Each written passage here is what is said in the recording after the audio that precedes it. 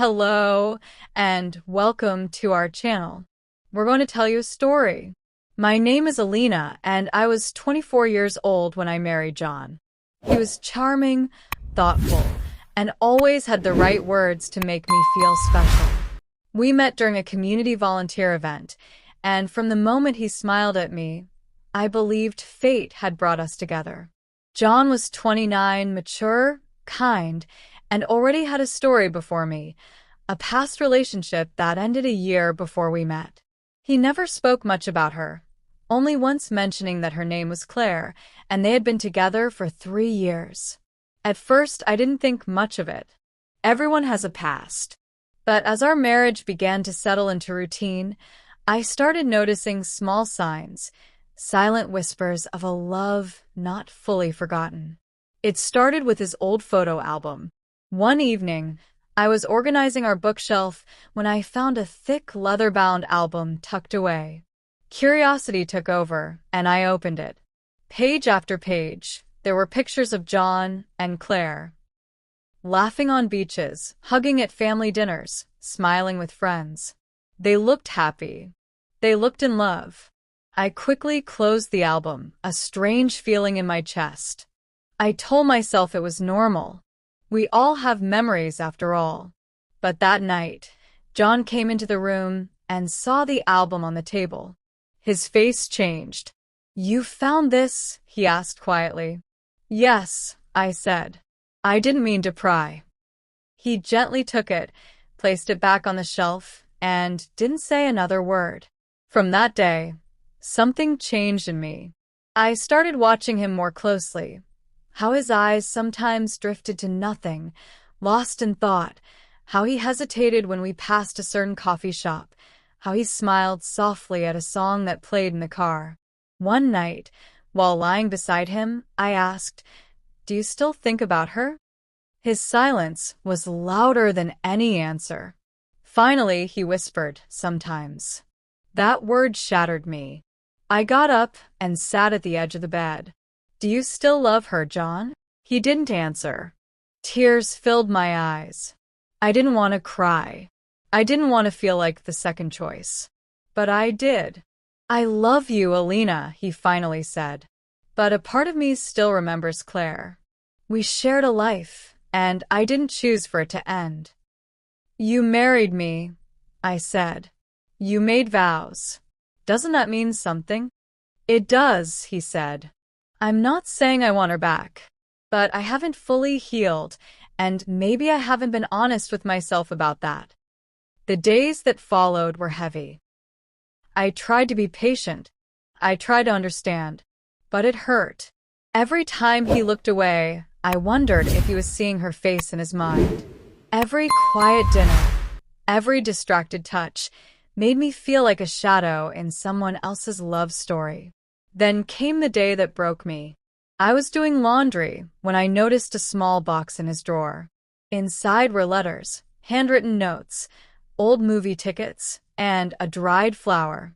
Claire's handwriting was all over them. "I miss our talks under the stars. Your laughter is my favorite sound. Forever yours, Claire." I stood there, frozen. My heart ached. These weren't just memories. They were pieces of a heart still stitched to someone else's soul. That night, I confronted him. "Why are you keeping these?" I asked, holding the box. He looked at it, then at me. "I don't know. Maybe I just couldn't let go." "You've moved on with me, John. Or at least, I thought you had." "I'm sorry," he said, his voice trembling. "I didn't mean to hurt you." Tears streamed down my face. I didn't sleep that night. I stayed on the couch, my mind running in circles. I thought about the vows we made, the dreams we had, and the love I believed was real. But was I just someone to fill the space she left behind? The next morning, John found me sitting by the window, still in my robe, eyes swollen from crying. "I can throw the letters away," he said quietly. "But that won't erase what's in your heart," I replied. "This isn't just about papers, John. It's about truth. Do you want to be with me or not?" "I do," he said quickly. "I chose you, Alina. You're my wife. You're my present and future. But your past is still living in this house, I said. And I feel like a guest beside her memory. He looked down, ashamed. I never meant to make you feel that way. I decided to leave for a few days. I packed a small bag and went to stay with my sister. I needed space, to breathe, to think, to remember who I was without his shadow over me. During those days apart, I realized something painful but important. Love isn't just about who we choose. It's also about who we let go. If John couldn't let Claire go, then what were we really building? But then something happened. On the third day, John came to see me. He looked tired, like he hadn't slept since I left. In his hands was the leather-bound album. Without a word, he opened it and began tearing out the pictures one by one, dropping them into a bag. I don't need these anymore, he said. I kept them because I thought they were part of me. But I see now they were keeping me from fully loving you. I stared at him, unsure if this was real. I went to see Claire's mother, he continued. She gave me something, a letter Claire had written months before we broke up but never gave me. He handed it to me. I opened the envelope with shaking hands. Claire's handwriting was soft and neat. Dear John, if we don't last, I want you to know something. Don't let my memory chain you. Love is not a prison. You deserve to be loved with open arms, not heavy hearts. Set me free when you're ready. Claire. Tears blurred my vision. That letter, her words, they were like a gift. Claire herself had told him to let go. I was holding on to guilt, John said. I thought forgetting her meant dishonoring what we had. But now I see, it means honoring you. I cried in his arms that day. Not because everything was suddenly perfect, but because I knew he had made a choice, not just to be with me, but to truly be with me. We went back home. Together, we took the box of letters and pictures to the lake behind our house. We burned them slowly, watching the smoke carry the past into the sky. From that day on, things didn't magically become easy, but they became real.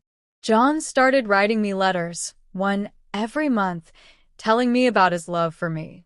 We planted a small rose garden in our yard, our own place of memories made together.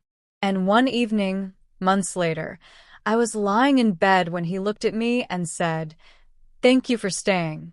Thank you for helping me let go." I smiled. Thank you for finally choosing me. Because love, real love, is not about never having a past. It's about having the courage to build a future together. I hope you enjoyed this story. Have you ever experienced?